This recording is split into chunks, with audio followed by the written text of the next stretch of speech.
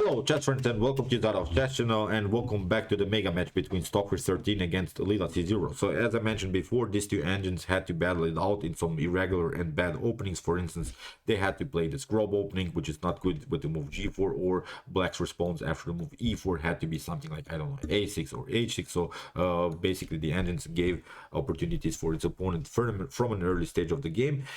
In this particular match game, Stockfish again brutalized Ra3 with a clear plus 80 result. But what really fascinated me was this particular game that I wanted to show today. It was in a King's Gambit line, and I think this was against some Immortal fish attacking style, which only I think Stockfish can perform with some Immortal tactics all over the board. When somehow the rank gets connected to the file, when somehow the rank gets connected to the diagonal, pretty hard to pull off some tactics like this. And that's why I love this game. I love to analyze this game, because this is simply some different chess. So let's check out now the game. Here E4 played by Stockfish. E5 as promised. We have the King's Gambit on the board. E takes F4. Here King's Gambit accepted, and now we have the move Bishop to C4. We're not analyzing so much now this first couple of moves, because they were prearranged. After move Bishop to D4, Bishop to D5, Queen to H4, King to F1, and now G5 and G3 was the last prearranged move by the organizer. And now there are several ways how to approach this position. If you take now f takes G3, it's not so good, because you get Queen to F3. You have already some problems around the square F7. So that's why let's go back, pardon me, here. After move G3, Ra3 tried to move Queen to H6. Retreating with the queen. What the idea about this move is simply to stay with the queen very active, but also to protect our c6 square, because after move knight to c3, here Ra3 played knight to c6, and here already a surprise by Stockfish 13, because in my opinion, giving up the bishop pair in such an early stage of the game is very risky. And Garry Kasparov and Bobby Fischer used to say that the bishop is worth 3.5 points and the knight is only worth 3 points, but Stockfish does it anyway. Stockfish gives up really here the bishop for the knight in such an open game. You see tactics are all over board. You're giving up basically a very active piece for a knight. Okay, the knight can be also a good piece in this particular position, but as I said, in such an early stage of the game, and you didn't even mess up the pawn structure, because you probably know about these ideas when you give up maybe bishop for a knight, but at least you have created a messed up pawn structure somewhere. You have maybe double the pawns or something. So it's not the case here. The queen takes out the bishop on c6, and now the pawn structure is still healthy on the queen side here for black. But what Stockfish had as an idea here was to move d4. Now Stockfish builds this powerful pawn central control with this 2 pawns. We're restricting any minor piece activity of black. Black cannot activate his pieces on f5, e5, d5, and c5. These are really occupied squares by white. What we want to do now from white's perspective is to push these pawns further, even to d5, and if the position allows it, maybe even to e5, maybe even to e6, maybe even to d6, if the position allows it, because these are mobile pawns. The problem for black here in this position is that you don't have any more centralized pawns. That's the main issue. You still have the bishop pair on the board, and the engine gives here +1 position for black. But when it comes to pawn central control, white is obviously better. So here knight to e7, played by Ra3. We have g takes f4, g takes f4, bishop to f4, and now knight to g6 comes, of course, with the tempo. We have bishop to e3, retreating with the bishop, and now bishop to d7. So you see Ra3 is preparing queenside castling, activating the bishops, first securing the king, which is of course a good idea. And now after move knight to f3, a centralizing move by Stockfish, we have bishop to g4. Although Ra3 breaks also a little bit the principles of chess with the move bishop to g4, playing with the same piece twice in the opening, but at least it comes with a pin, because we want to do now, of course, is queenside castling, and then try bishop to g7 and simply attack further the weak pawn on d4. That's the main issue, because the rook can come on the d file, and the queen would be very endangered on the d file. So that's why here rook to g1 first by Stockfish, forcing now basically Ra3 to give up also its bishop here for a knight, bishop to f3, then queen to f3. But Ra3 is trying to stay with the bishops on the board and tries f5, which is also not a bad choice, because the king on f1 is really on a natural square. We have to say it like this, because the king on f1 is not good. So that's why opening the center is so far a great tactical idea by Ra3. But here d5 played by Stockfish, and here you see now somehow Stockfish will simply close the position. After move d5, we have now the opportunity to play even e5. Because there is one problem here. Knight to e5 is not a possibility. We simply take knight to e5. You can take out the queen, but we can also take out the queen on d7. You can maybe take out the pawn on c2, but we can simply take out the bishop. And after rook to f8, it's obvious that white is continuing, of course, the game with upper hold piece. You could also try here, instead of this idea, knight to e5, you could try bishop to f3, but I think it's even worse because queen to f3, you can try maybe knight to e5, and now queen to f4 will happen.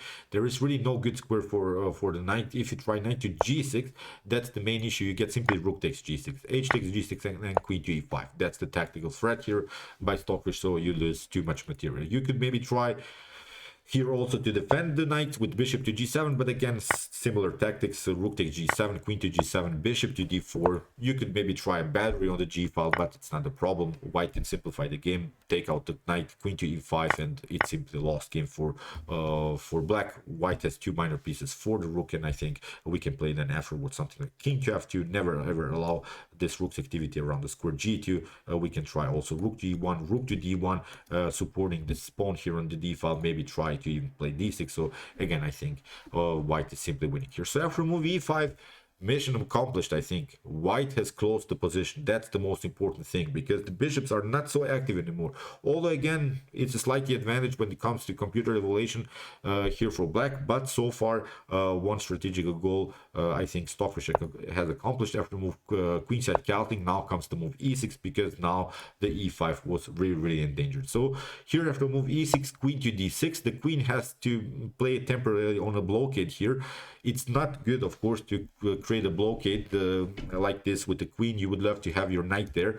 I've mentioned many times in my videos, the best piece in order to create blockades around these types of pawn structures is simply the knight. If the knight comes on d6, then black has a compact ready position around that square. Then the d5 could be a long-term weakness. So queen to e2, we have bishop to e7, and now rook to d1. This is now very important to play like this for Stockfish, because it's obvious if this d5 pawn is loose somehow, if you lose here from white's perspective the d5 pawn, then the whole position is falling apart. Then the position gets opened, then the black's pieces can be activated. So far with the move rook to d1, Stockfish is trying to hold this position, compact here. Rook to d1, we have a6, and now queen to f2. Here Stockfish smells already some blood, because queen to f2 after the move a6 is now very tricky. There is one tactical problem here for black. The tactical problem is this one. We want to maneuver the bishop somewhere, maybe to h6. So far not possible, but what we want to do, if you could just imagine, so queen bishop to h6, and then queen to a7, and then queen to a8. We want to deliver checkmate because the pawn on e6 has cut off a potential escape route for the king. So that's the main tactical goal that we want to create here. So the queen to f2 is already threatening some discoveries. So far it's not so dangerous, because black can always block the position with queen to c5, can somehow block this long diagonal for the dark square bishop. But that's actually the main tactical goal now by Stockfish 13. So you have to understand now this tactical goal, because Stockfish will play simply on this idea. Now the next couple of moves, this will be the simple threat by Stockfish. In the continuation, now queen to b4, played by Lila C0, challenging the pawn on b2. But here Stockfish says, it's already like in the Pulp Fiction movie, it's you know, when Samuel Jackson says, I dare you, I double dare you, you know, when Samuel Jackson says, okay, take the pawn if you want to take the pawn, but it's very risky, because here Stockfish really challenges theirs now, Lila C0, with the move rook to g3, because if you take queen to b2, it would be really a poisonous pawn, because bishop to d4 could happen again with this idea, as we said, getting the bishop somewhere, sneaking in with the queen. That's the main tactical. So you could maybe try here rook to g8, but now rook to b1 could happen after queen to a3. The problem is that the queen is more and more endangered. Now knight to d2, again with some ideas to play knight to c4. You can maybe try queen to d6, but now bishop to e5. If queen to c5, then bishop to d4, and now knight to c4. Knight to c4 is very dangerous, because you're pretty much forced now to trade off the queens, but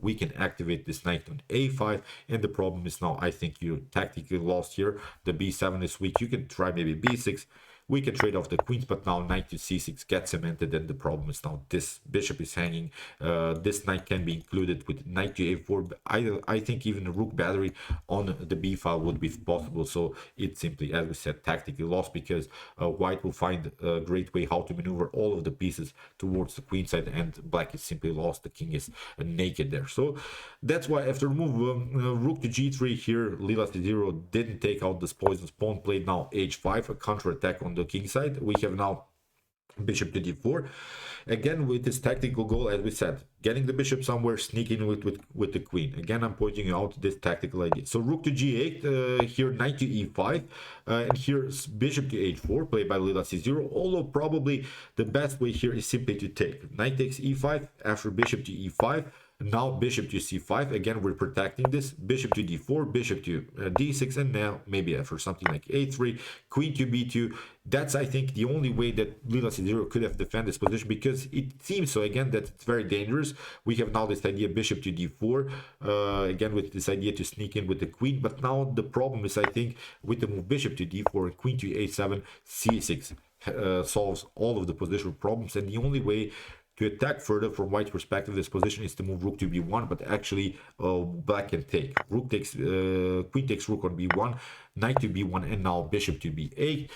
You can be the judge of this position. The engine gives 0.0 chances for both sides, so it's an equal game. Although white has, of course, the queen for a rook and a bishop, but I still kind of like more now even black's position, because black can hold this position with this rook's activity. And the problem, I think, for white in this particular case is that the pawn structure gets split. We have said that our cornerstone of the attack was simply the pawn on d5.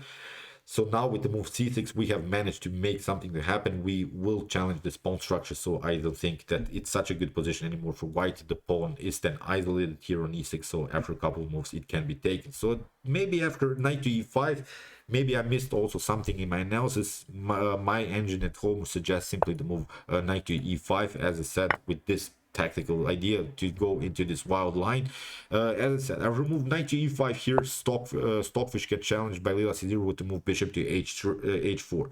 Now you see both rooks of Stockfish are hanging, but you know how Stockfish cares for rooks. Stockfish basically doesn't care for rooks. Stockfish cares simply for piece activity. Tries now knight to d3 first to counter attack, and now the queen has to come on f8, and there's now this tactical goal. As we said, we have accomplished that no dark square protection is there anymore.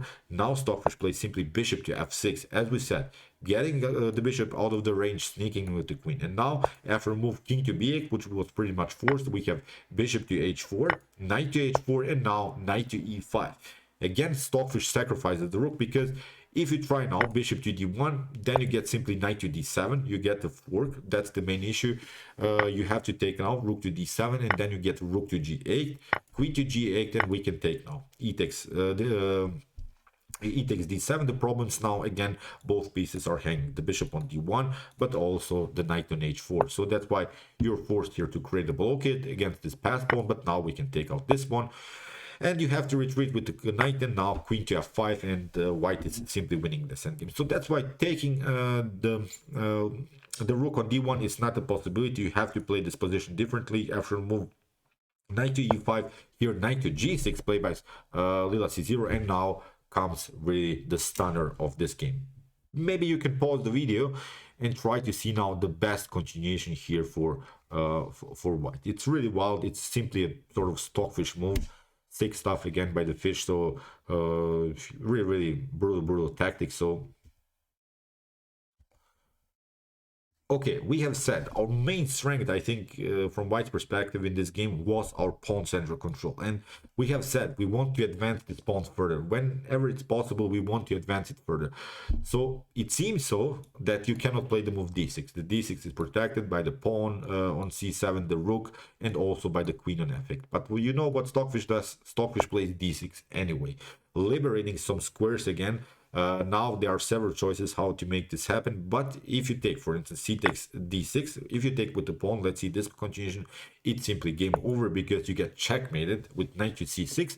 After Bxc6 Qe2 B6, the check, king to c8, queen to a6, and you can maybe move the king again to b8. But now again comes a new stunner, knight to b5 here with the discovered threat, because we want to liberate this square for the rook, for the square b3. You can maybe play an intermezzo, something like king to e2 can happen. You can even try knight to f4, but it only prolongs the game. You can maybe even take out this knight. That's not the point. Rook to b3 will happen, and you get checkmated here with the move queen to b7. So really wild stuff. So after move d6, you see basically it's already game over here for black, but black tried here, Lila c0 tried bishop to d1, and now comes again a new stunner, knight to b5. You see how Stockfish plays now the game. The pawn on d6 is hanging. The knight on b5 is hanging. Of course, this is now a serious threat. Queen to a7, as we said. Queen to a7, sneaking with the queen. Queen to a8 will happen, and the problem is this pawn on e6, which is controlling a potential escape route for the king. The king cannot escape on d7. So after move knight to b5, here bishop to e2, we have now king to e2, and now here Lila c0 took, but now comes this tactical threat, rook to a3. You see we have liberated again some squares for the rook. The rook is shifting over, takes over now on the a file. We're threatening again this move, queen to a7. Now knight to f4 was played. We have king to f3 b6, but now we have e7. You see these pawns were really wild. They're marching now. The centralized pawns managed to get even on the 7th rank. Now with the move e7, we have created a very nice fork. We have queen to f6, and now knight to c6. The pieces are really dancing now in front of black's king. We have king to b7, and now knight to d8. We have rook to d8, but now after e takes d8, we get the knight promotion. That's the most important thing. Queen to d8 has to be played, and now basically from this tactical sequence, Stockfish get out with some with a better piece. Has of course this rook for the knight is of course up the whole exchange. So that's why after move queen to d4, it's simply a lost game here for black. So b4, we have rook to e3, knight to h3, rook to e7, knight to g5, we have king to e2. No more good checks, and here after move queen to d5, king to a6, now again a new check. Here Stockfish plays rook to c7, queen to a8, protecting this checkmate on a7, and now simply c3, trying again to open the position. Knight to c3, b takes c3, we have queen to g2. No more good checks, so that's why queen to g4, the only good check. And now after trades of pieces, we have now this passer, b takes c3, promoting the queen, check, no problem, and here it was a checkmate. So really wild stuff. Brilliant tactics again by the Stockfish in, as I said, in an irregular opening, the King's Gambit. So still I think the King's Gambit is unexplored. There are several ways for black, there are several ways for white to win this game, so maybe it's even possible to play it now these days with the support of the engines. I'm not sure. Still, I wouldn't dare to play it myself in an important game, but maybe as a surprise I could play maybe against my brother or against my brother-in-law. We could try it out to battle it out in some King's Gambit stuff, so we see how Stockfish plays the game. So pretty wild stuff there, millions and millions of variations of this particular line. So I really enjoyed the game, and again, as I said, really brilliant stuff by Stockfish developers. So okay, I hope that you enjoyed this games. If you want to see more brutal attacks like this, check out my commented chess games played by computer series. Here's also the link with some great games played by Stockfish, Lila c0, Alpha 0, and many more. And if you want to see humans battling out in their best chess games, check out my best chess games of all time series. Here's also the link, and if you like this content, don't forget to subscribe to my channel. See you soon with some more videos, and chess is the best, of course.